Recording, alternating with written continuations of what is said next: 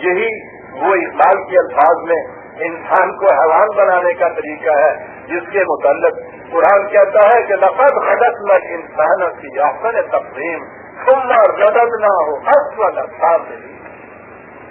اس میں انسان احسن تقویم کے بلند ترین مقام سے گر کر اسفل سافلین کی پست ترین سطح پر آ جاتا ہے. دوسرے مقام پہ ہے کہ وَلَوْ شِئْنَا لَرَفَعْنَاهُ وَلَكِنَّهُ أَخْلَدَ إِلَى الْأَرْضِ. ہم تو چاہتے تھے کہ یہ آسمان کی بلندیوں تک پہنچ جائے، لیکن یہ اپنے بنائے ہوئے زندان میں محفوظ ہو کر زمین کی پستیوں سے چمٹ جاتا ہے. یہ آسمان کی بلندیاں اس ماحول حاصل ہو سکتی ہیں جس میں کسی فرد کی عملاً تو ایک طرف اشارتاً اور کنایتاً بھی کسی قسم کی تحقیر اور تذلیل نہ ہو. کوئی اپنے آپ کو دوسرے کے مقابل میں پست اور حقیر محسوس نہ کرے، اور جس طرف جائے آدمیت کے احترام میں آدمی کی جنت گشار نشید حریت افروز اس کا استقبال کرے. یہ صرف اس ماحول میں ممکن ہے جس میں کیفیت یہ ہو کہ کفترین جا سائل و محروم نیز عبد و مولا حاکم و محکوم نیز. اللہ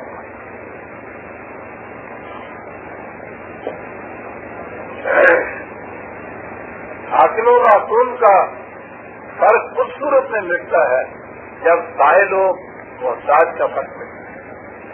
سائل و محروم، سائل و محروم کی بات آ گئی تو اس سے وہ شدید چٹان سامنے آ گئی جس سے ٹکرا کر احترام آدمیت کی کشتی پاش پاش ہو جاتی ہے، یعنی روٹی کا مطلب. اس میدان میں اگر حدود اللہ کو مٹا دیا جائے تو اس سے جس قسم کی تصویر انسانیت ظہور میں آتی ہے اس کے تصور سے روح کہاں اٹھتی ہے. یہ بھوک ہے جس سے اس قدر مہیب و عظیم قوتوں کے مالک شیر کو سرکس کا رنگ مار کر بندر کی طرح نچاتا ہے. وہ تو اسے نچاتا ہی ہے، لیکن انسانوں کا بالادست طبقہ حدود اللہ سے سرکشی برت کر رزق کے سرچشموں کو اپنے قبضے میں لے کر جو کچھ زیر دست کا محتاج انسانوں سے کراتا ہے وہ کسی حیوان کے تصور میں بھی نہیں آ سکتا. اس میدان میں بھی قرآن کریم احترام انسانیت کے تحفظ کے لیے وہی حد بندی کرتا ہے جو اس نے حاکم و محکوم کی تفریق مٹانے کے سلسلے میں کی. یعنی اس نے جس طرح انسانوں کے ہاتھ سے حق حکومت چھین کر اسے خدا کے ہاتھ میں دے دیا، اسی طرح اس نے رزق کے سرچشموں کو بھی یہ کہہ کر انسانوں کے حصہ اقتدار سے چھین لیا کہ نحن نرزقکم وإیاہم، تمہارے اور تمہارے بچوں کے رزق کی ذمہ داری ہم پہ عائد ہوتی ہے، کسی انسان کے ہاتھ سے نہیں. اس ایک حد بندی نے اس سب سے بڑے حربے کو مسدود ہی نہیں معدوم کر دیا جس سے بالادست انسان زیر دستوں کو محتاج اور معصوم بناتے اور ذلیل و خوار کرتے. فرعون کی فرعونیت اس نعرے پر تھی کہ انا ربکم الاعلی، ہم تمہارے سب سے بڑے ان داتا ہیں. آپ نے دیکھا رب کا لفظ قرآن نے استعمال کیا، دعویٰ یہ تھا ہم تمہیں روٹی دیتے ہیں، اور اس کا ثبوت یہ ہے کہ الیسا بھی ملک کا مصرف و حاضر الانہار و تجرین امتحادی، اس ملک میں اقتدار میرا ہے، اس کی زمین میری ملکیت میں ہے، اس میں بہنے والی نہریں میرے قبضے میں ہیں، رزق کے ان سب چشموں کا میرا کلی اختیار و اقتدار ہے، اس لیے تم سب میرے محتاج اور معصوم. فرعون عزیزان من کسی خاص بادشاہ کا نام نہیں. اقتدار و اختیار جب بھی انسانوں کے ہاتھ میں آئے گا وہ رزق کے سرچشموں کو اپنے قبضے میں لے لیں گے اور اس طرح ان میں سے ہر ایک فرعون بن جائے گا. میں قرآن کریم کے تعاقی نظام کے متعلق اس قدر قسموں کا شرح اور وقت سے لکھ چکا ہوں کہ اس مقام پر اس کی تفصیل میں جانا ضروری نہیں سمجھتا. اس سارے نظام کی یا یوں کہیے کہ مقصود و منتہا اس نظام کا یہ ہے کہ رزق کی احتیاط سے کسی انسان کی عزت نفس کو ٹھیس نہ لگنے پائے. نظام حکومت کا فریضہ خدا کے عطا کردہ رزق کی طرح تقسیم ہو، اس طرح تقسیم ہو کہ کسی فرد کی ضرورت رکنے نہ پائے اور اس کے حصول رزق کا یہ حق کسی شرط سے مشروط نہ ہو، بلکہ رزق کی تقسیم کرنے والے ان سے برملا کہیں کہ لا نريد منكم جزاء ولا شکورا، اس کا تم سے معاوضہ یا بدلہ لینا تو ایک طرف، ہم اس کے لیے تمہاری طرف سے کسی شکریہ تک کے بھی متمنی ہیں۔ بدلہ یا شکریہ کا سوال اس صورت میں پیدا ہو جب ہم نے تمہیں اپنی طرف سے کچھ دیا ہو، یہ رزق تمہارے رازق کی طرف سے ادا ہوا ہے، ہم تو اس کے صرف حاصل یا تقسیم کرنے والے ہیں، اسی طرح جیسے پوسٹ مین منی آرڈر کا روپیہ تقسیم کر دیتا ہے۔ لیکن قرآن کریم عطائے رزق کے سلسلے میں جو لم اور غائب بتاتا ہے، اس کی وضاحت کے لیے تقسیم کی یہ تصویر بھی ناقص رہ جاتی ہے۔ ایک دوسرا نقطہ واقع ہے، جس طرح اس نے نظام حکومت کے ضمن میں حاکم اور محکوم کا رشتہ استاد اور شاگرد کا رشتہ بتایا تھا، اسی طرح وہ نظام رزق میں بھی رازق و مرزوق کا ایسا رشتہ بتاتا ہے جس میں صلہ اور شکریہ کا احساس تک پیدا نہیں ہو سکتا۔ اس نے اسباب رزق کو خدا کی رحمت کہہ کر پکارا ہے اور ربوبیت عالمینی کو اس کی صفت رحمانیت اور رحیمیت کی مشق۔ الحمدللہ رب العالمین کے بعد الرحمن الرحیم کہا گیا ہے۔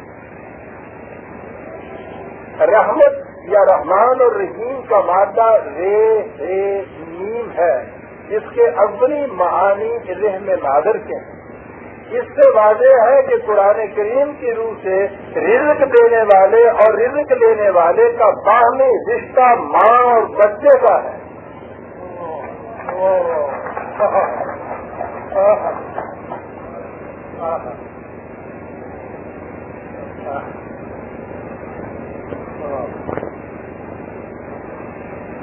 آپ غور کیجئے کہ اس رشتے سے مفہوم و مقصود کیا ہے۔ ماں اپنے رحم میں جنین کی پرورش اپنے پورے جگر سے کرتی ہے اور اس سے اس کے دل میں کسی معاوضہ یا شکریہ کا احساس تک پیدا نہیں ہوتا۔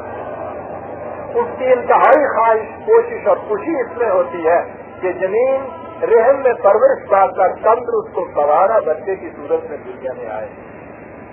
پیدائش کے بعد وہ بچے کی پرورش پھر اپنے خون جگر سے کرتی ہے اور اس میں بھی اس کی انتہائی خواہش اور کوشش یہی ہوتی ہے کہ بچہ کی صلاحیتیں اس طرح نشو و نما پائیں کہ وہ اپنے پاؤں پر کھڑا ہونے کے قابل ہو جائے۔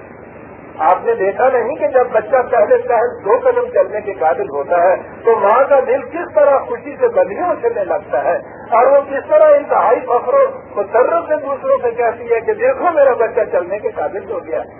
بچے کی سالگرہ کی تقریبیں ماں کے اسی جذبہ فخر و مسرت کی مدد ہوتی ہے۔ حالانکہ غور سے دیکھیے تو بچہ جو بڑا ہوتا جاتا ہے ماں کی احتیاج سے آزاد ہوتا چلا جاتا ہے، لیکن اسی میں تو ماں کی محبت کا راز چنہا ہے۔ وہ بچے کو اپنا محتاج بھی نہیں دیکھنا چاہتی، آزاد دیکھنا چاہتی ہے۔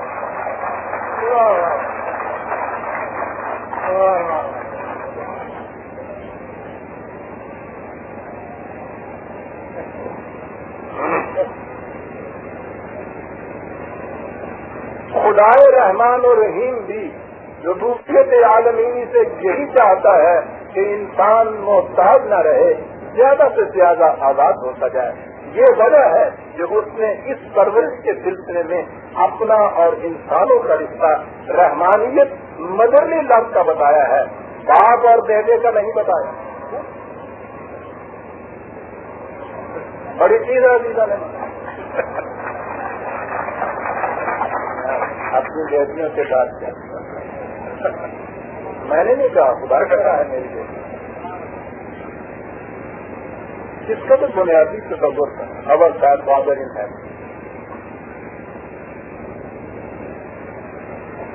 نہیں عزیزہ نے دیکھا قرآن کے فرق اور دوسرے مذاہب کے تصورات، بہت بڑے فخر و تصور سے کہا جاتا تھا کہ ہمارا باپ جو آسمان، قرآن کہتا ہے کہ نہیں، باپ اور بیٹے کا، ماں اور بیٹے کا رشتہ خدا اور انسان کا بڑا بنیادی فرق۔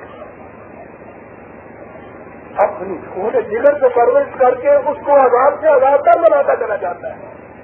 ماں کر بات سے کہنے لگتا ہے تینوں میرے واسطے کھلایا بنایا جی بڑا کیتا ہے گلا کرنا تھا میں بولن دیا پیو دے کہتے